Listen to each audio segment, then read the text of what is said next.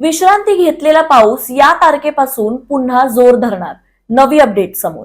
गेल्या काही दिवसांपासून विश्रांती घेतलेला पाऊस आता पुन्हा जोर धरण्याची शक्यता आहे. विशेष म्हणजे 13 ऑगस्ट पासून महाराष्ट्रातील काही भागांमध्ये पावसाचा जोर वाढण्याची शक्यता वर्तवण्यात आली आहे. मंडळी, सध्या महाराष्ट्राच्या बहुतांश भागात मुसळधार पावसाची स्थिती नसली तरी मान्सून पुन्हा सक्रिय होण्याचे संकेत मिळत आहेत. हवामान विभागाच्या अंदाजानुसार येत्या 24 तासात बंगालच्या उपसागरात कमी दाबाचे क्षेत्र तयार होण्याची शक्यता आहे. त्यामुळे पुढील काही दिवसात राज्यातील पावसाचा जोर पुन्हा वाढू शकतो.